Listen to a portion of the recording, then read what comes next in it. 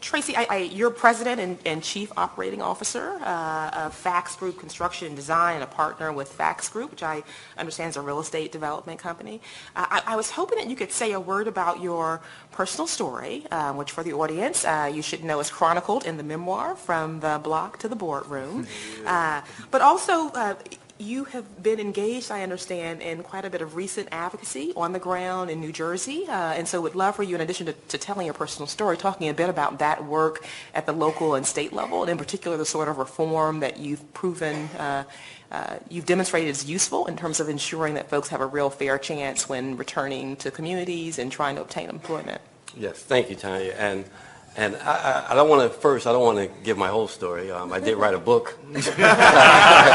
So the book is available at www.fromtheblocktotheboardroom.com. But I will give you definitely some teaser. Some teasers. Before I start, though, I just want to thank God for this opportunity to be here. This is awesome. It's been a great day, and just want to congratulate the other champions. Just to be in a room with this awesome panel here and the other folks I met earlier, it was just tremendous. Also want to thank my wife of 30 years.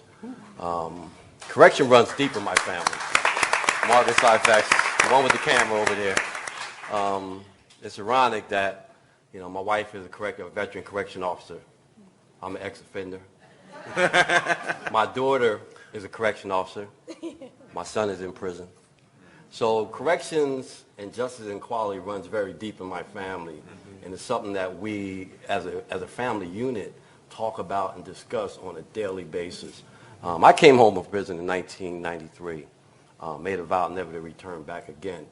Was fortunate enough through a vocation of having vocational training where I was able to get employment right away when I was in the halfway house. But what I found out when I was home was that so many other people were coming home without that training and without that opportunity to get that employment. In 1995, I attended the Million Man March here in Washington, D.C. And one of the things that I heard at the Million Man March was that if you couldn't find a job, your charge was to go back to your community and create one. Even though I was working at the time, my brother-in-law had just got fired from my job, laid off anyway. And he was unemployed now. So I started my first business to give him an opportunity to work. We both had the same training. We both had the same experience. So I started my first company in 1995. Ended up having to quit my job, making $34 an hour in 1995, which was a good job. Yeah. But my wife gave me an ultimatum because I was working so hard to either quit your job or go ahead and run your business. And with her help and her push, I quit my job and I started my company. But what I found out is that when I built my first company, and we've built this company to $1 million corporations, a couple of them, matter of fact, is that I wanted to be in the city of Trenton where I was at. My office is located on Martin Luther King Boulevard in Trenton, New Jersey. And if anybody knows about Martin Luther King Boulevard, they're the same all over the United States. One of the most challenging areas of that city.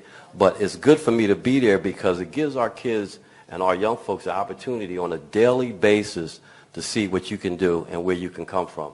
A lot of people, my city is 7.5 square miles. It's not that big.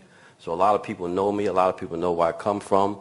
I'm one of the only second private citizens in the history of Trenton, New Jersey to ever build their house in the city of Trenton, New Jersey. And I've done that, and my family made that decision to do that is because of the connection that we have to that community. We want to be that example of being able to come from a past, of being an ex-offender, but also to regain your footing in your community and also to be able to give back to your community. Thank you.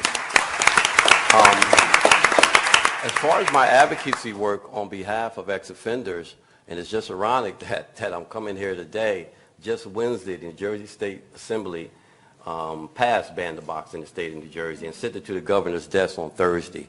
So Governor Christie has an opportunity to do the right thing right now and sign ban the box here in the state of New Jersey. So we're very excited about that. But as you know, Tanya, reentry and working on behalf of ex-offenders is a very complex problem. It's so many things. The loss of driver's license, to be able to come home, if you're convicted of a crime in New Jersey, whether you was driving a car or not, your driver's license is suspended. Then you got to pay a surcharge. You got to work to get that back coming home from jail. Child support, probation officer telling you to come report to his office at 12 o'clock in the afternoon when you're supposed to be at work. So all these challenges, a lot of ex-offenders come home with that weight of that world on their shoulders, and they have to navigate through that in order to get back into society. And sometimes it's just hard. And it's just so discouraging when my office and guys come home and they come to my office, they say, Tracey, I don't want to go back to jail.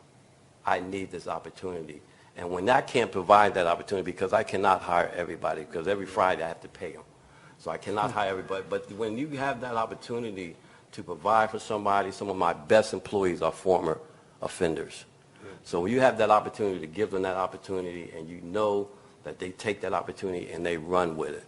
One of my ex-offenders that work for me right now, one of my employees that works for me right now, is at my office in the morning before I get there. He opens up in the morning before I get there. So they're looking for this opportunity, and I believe if we can provide that opportunity, our communities will be better, our communities will be safer, families will be united, and we can also give people the opportunity to regain their footings on life and change their lives. Thank you very much.